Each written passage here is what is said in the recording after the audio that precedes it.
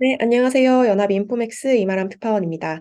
네, 오늘 미국 현지 시간으로 2월 28일 화요일입니다. 2월의 마지막 거래일인데요.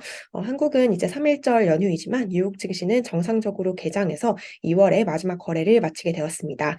뉴욕 증시 3대 지수 2월의 마지막 날 모두 하락하면서 장을 마감했습니다. 시황 같이 보겠습니다. 네, 우선 다우 지수는 오늘 전장 대비 0.71% 하락한 32,654선에서 2월의 거래를 마감했습니다. S&P 500 지수 역시 전장 대비 0.3%가량 하락을 했는데요. 2월 거래를 4,000선 아래에서 이제 마감을 한 모습입니다. 나스닥 지수 전장 대비 0.1%가량 하락하면서 이제 약보합 마감을 했습니다. 11,455선 나타내고 있고요. 역시 11,500선 아래에서 한 달 거래를 마쳤습니다. 네, 2월 한 달 참 어려운 한 달이었는데요. 올해 연초 1월에 있었던 역대급 랠리가 그대로 되돌려진 한 달이었다라고 볼 수 있을 것 같습니다. 페드의 긴축 우려, 연준이 생각보다 더 높은 금리를 오랜 기간 동안 유지할 수 있다라는 이런 공포심이 한 달 내내 증시를 크게 짓눌렀고요. 특히 채권 금리가 큰 폭으로 오르면서 3대 지수에 모두 하방 압력을 가했습니다. 네, 지난 한 달간의 성적을 보면요.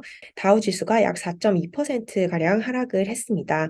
네, S&P 500 지수 역시 한 달 동안 약 2.6%가량 하락을 하는 흐름을 나타냈습니다. 네, 나스닥 지수는 한 달 동안 1.11%가량 하락을 했습니다. 올해 1월에 정말 역대급 랠리가 있었고요. 1월 한 달 동안 S&P 500 지수가 6%가량 상승을 했었고, 나스닥 같은 경우는 전월에 10% 이상 상승을 했었습니다. 다우 역시 1월 달에 2.83% 정도 상승을 했었는데요. 2월에 들어서 대부분 이제 되돌린 모습입니다. 이제 2월 성적이 워낙 안 좋으면서 다우 지수는 1월 1일부터 현재까지 연간 성적이 마이너스 1%로 마이너스 국면으로 떨어지게 됐고요. S&P 500과 나스닥은 연간 플러스 성적을 유지를 하긴 했지만 2월에 부진으로 1월에 긍정적인 실적을 좀 많이 까먹은 모습입니다. 네, 2월 증시 안 좋았던 가장 큰 이유 바로 긴축 우려 그리고 이에 따른 채권 금리의 상승입니다. 네, 오늘 오후 3시 무렵으로 미국 10년물 채권 금리가 약 3.92%를 나타내고 있습니다. 오늘 뉴욕장 장중 미국 10년물 채권 금리는 11월 작년 11월 이후 최고치 수준을 기록을 했고요. 네, 2년물 역시 4.79% 수준을 나타내면서 2007년 이후 가장 높은 수준에서 등락을 했습니다. 미국의 6개월물 국채 수익률 T-빌로 불리는 트렌치인데요. 역시 2007년 이후 가장 높은 수준을 나타냈습니다. 16년 만에 가장 높은 금리 레벨입니다. 네, 2월 초에 채권 금리를 생각해 보시면 2월 첫 거래일 10년물 채권 금리가 4.12% 수준에 그쳤습니다. 2월 초를 생각해 보면 미국 10년물 채권 금리가 월 초에는 3.4% 수준이었습니다. 이것이 지금 3.9% 거의 4%에 육박한 수준으로 급격하게 올라온 수준이고요.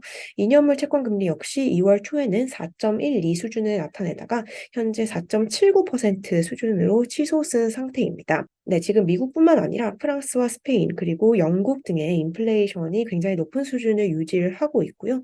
이에 따라서 미국과 유럽 쪽의 인플레이션 고착화에 대한 우려가 확산이 되고 있습니다. 단기물 국채 수익률은 여전히 상승 압력을 받고 있는 모습입니다.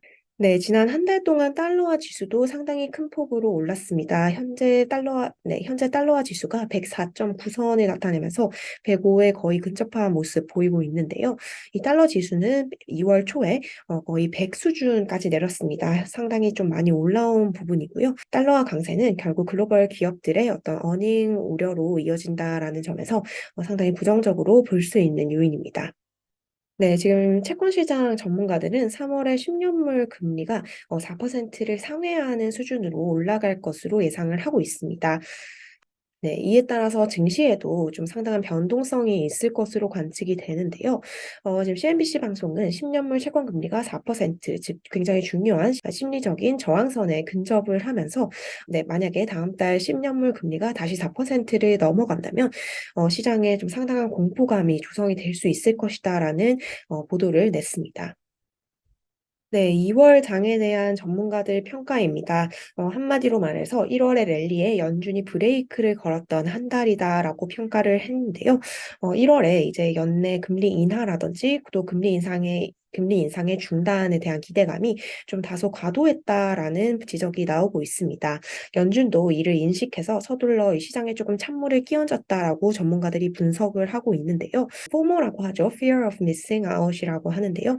1월에 워낙 수익률이 좋았기 때문에 투자자들이 모두 주식 투자에 올라탄 그런 한 달이었다면 연준이 2월에는 이 FOMO의 브레이크를 본격적으로 걸었다라고 이제 전문가들은 해석을 하고 있습니다. 네, 내일부터 이제 3월 거래가 시작이 됩니다. 벌써 올해도 이제 두 달이 지나고 세 번째 달의 거래가 시작이 되는데요. 네, 주식시장에 있어서 3월은 크게 나쁘지 않았던 달이었다라고 합니다. 월가의 분석기관 CFRA 과거 1945년 이후에 증시 통계를 분석한 결과 3월은 평균 1.1% 정도의 상승률, 이제 플러스 수익률을 기록한 한 달이었다라고 하는데요. 역사적으로 봐서도 지수는 3월 달에는 64% 정도의 확률로 항상 상승을 했다라고 합니다. 어려운 2월을 지나왔지만 2월은 원래 좀 좋지 않은 달이었다라고 설명을 했는데요. 과거 통계를 분석해 보면 2월에는 평균 0.21% 정도 마이너스 수익률을 기록을 했던 한 달이었다라고 합니다. 네, 한 해에서 월간 성적을 비교해 보면 최악의 달인 9월 이후 두 번째로 안 좋은 달이 2월이었다라고 하는데요. 3월 같은 경우는 한 해에서 3월 같은 경우는 한 해에서 다섯 번째로 수익률이 좋았던 달이다라고 하니까요. 3월에는 이 지수가 통계적으로 봐서도 좀 평균적인 수준을 기록할 수 있다라는 기대감도 있습니다. 하지만 지금 증시가 놓여져 있는 여건이 이 과거 통계 를 이제 반드시 따르지 않을 것이다라는 분석도 여전히 내놓고 있는데요. 지금 미국 페드는 지난해부터 전례 없는 긴축을 단행을 하고 있는 상황입니다. 올해도 계속해서 긴축이 이어져서 최종 금리가 5% 중반대를 넘어설 가능성이 유력하게 반영이 되고 있고요. 또 특히 이번 3월 22일에는 연준의 FOMC가 예정이 되어 있습니다. FOMC가 진행이 되기 전에 2월 고용 보고서 그리고 인플레이션 숫자를 확인할 수 있을 것으로 보이는데요. 1월 고용이 너무나도 좋았었고 인플레이션 역시 끈질긴 모습을 보이면서 지금 페드가 다음 달 회의에서 50bp 금리 인상을 단행할 가능성도 완전히 배제하기가 어려운 상황입니다. 그렇기 때문에 3월 증시 결국 연준이 운전대를 잡은 상황으로 보이고요. 네, 시장과 연준의 금리 전망에 대한 격차가 계속되면서 어려운 한 달이 지속될 것으로 예상된다라고도 번스타인이 분석을 했습니다. 기관별로 전망이 조금씩 엇갈리고 있는데요. 반면 뱅크 오브 아메리카 같은 경우는 2월에 증시가 좀 상당히 부진했지만 3월에는 기대감을 가지고 있다라고 설명을 하면서 시장의 규모가 그렇게 우려스러워 보이지는 않는다라고 얘기를 했습니다. 한편 이제 모건 스탠리 같은 경우는 3월에 주식시장이 다시 약세장으로 빠져들 수 있다라는 비관적인 관측을 한 바 있습니다. 네, 한 달의 거래를 마무리하는 하루인데요. 네, 오늘 발표된 경제 지표도 좀 다소 부진한 흐름을 나타냈습니다. 네, 미국 경제에 대한 투자자들의 자신감을 보여주는 지표입니다. 컨퍼런스 보드가 집계하는 네, 이 소비자 심리 지수는 석 달 만에 가장 부진한 수준으로 집계가 됐습니다. 소비 같은 경우는 미국 경제의 3분의 2가량을 차지하는 주요 성장 동력이기 때문에 지수가 안 좋았다라는 점 상당히 우려스러운데요. 2월 소비자 신뢰 지수는 102.9를 기록을 하면서 전달에 106 대비 큰 폭으로 하락을 했습니다. 2월 기대 지수 역시 69.7로 집계가 되면서 전월에 76에서 큰 폭으로 하락을 했는데요. 컨퍼런스 보드는 기대 지수가 80을 밑돌고 있기 때문에 내년 안에 경기 침체가 나타날 수 있는 신호다라고 해석을 했습니다. 네, 미국의 작년 말 부동산 시장에 대한 지표도 발표가 되었는데요. 상당히 부진한 결과가 나왔습니다. S&P 코어로지 케이스실러가 집계한 지난해 연말 주택 가격이 굉장히 빠른 속도로 이제 떨어지는 모습을 나타냈는데요. 작년 12월 미국 전역의 주택 가격 지수는 전월보다 0.8% 하락하면서 6달 연속으로 하락하는 흐름을 나타냈습니다. 네, 미국의 주택 가격 상승률 같은 경우 작년 6월에 정점을 찍고 점차 낮아지는 추세를 보이고 있는데요. 작년 한 해 동안 주택 가격 지수는 약 5.8% 상승을 하는 데 그쳤습니다. 물론 상승세긴 하지만 바로 직전 해의 상승률인 18.9%에 비해서는 크게 둔화한 수준입니다. 네, 시카고 지역의 제조업 업황 관련 지표도 발표가 되었는데요. 네, ISM 시카고 연은이 집계한 2월 시카고 PMI 지수는 43.6을 기록을 했습니다. PMI 지표 50을 하회하면 업황이 위축되고 있다라는 의미인데요. 상당히 부진한 흐름을 보였음을 나타냈습니다. 네, 오늘 연방준비제도 관련 인사 중에 오스턴 굴스비 시카고 연은 총재가 발언을 했습니다. 이 총재는 한 대학교의 연설에서 이런 견해를 피력을 했는데요. 페드를 비롯한 정책 당국자들이 금융시장, 즉 주식이라든지 채권시장 반응에 지나치게 의존하는 것은 위험하며 실수를 하는 것이다라고 지적을 했습니다. 네, 연준이 하는 일은 궁극적으로 실물 경제에서 일어나는 일로 판단을 해야 된다라고 강조를 했는데요. 그렇기 때문에 이제 3월에 발표가 되는 2월 고용 보고서 그리고 인플레이션 지표가 더 중요도가 높아지는 상황인 것 같습니다. 이 굴스비 인사는 올해 FOMC에서 투표권을 가지고 있는 인물입니다. 네, 오늘 3대 지수가 하락하면서 대부분 섹터가 하락하는 흐름을 나타냈습니다. 커뮤니케이션이라든지 금융, 자재 제외하고는 전 섹터가 하락을 하는 흐름을 나타냈습니다. 네, 빅테크 혼조세를 나타냈습니다. 메타 플랫폼스 같은 경우 오랜만에 반등을 하면서 4%가량 오르는 모습을 보였고요. 이 메타와 구글의 강세가 오늘 커뮤니케이션 관련 업종 섹터별 상승을 이끌었습니다. 이외에 마이크로소프트가 소폭 하락했고요. 엔비디아 역시 오늘은 0.7%가량 조정받는 흐름을 보였습니다.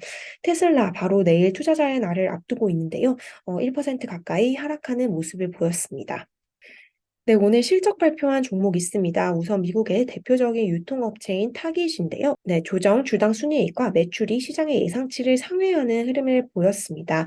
하지만 이제 올해 연간 가이던스에 대해서는 상당히 부정적인 의견을 제시를 했는데요. 네, 타겟은 작년 11월부터 올해 1월까지 이제 쇼핑 시즌에 실적도 예상보다 괜찮았다라고 얘기를 하면서 좀 실적 부분에서는 서프라이즈를 냈지만 가이던스 우려에 따라서 주가는 1%가량 오르는데 그쳤습니다. 네, 줌 또한 전일 장 마감 이후 실적을 공개를 했습니다. EPS와 매출이 모두 시장의 예상치를 상회를 하면서 전일 시간 외 거래에서는 줌 주식이 8% 이상 오르는 모습을 보였는데요. 오늘 정규장에서는 전일 대비 1% 정도 오르는 수준에서 종가를 형성을 했습니다. 네, 2월 한 달 뉴욕 증시 투자자분들에게 굉장히 어려운 한 달이었을 것으로 예상이 됩니다. 연초 랠리가 대부분 되돌려졌고요. 또 페드의 긴축 우려에 따라서 3대 지수 모두 월간 하락세를 기록을 했는데요. 네, 3월에는 이제 봄이 오는 만큼 뉴욕 증시에도 좀 긍정적인 흐름이 오기를 기대하는 마음입니다. 네, 오늘 준비한 자료는 여기까지고요. 저는 내일 뉴욕 이후 라이브로 함께 다시 인사드리도록 하겠습니다. 감사합니다.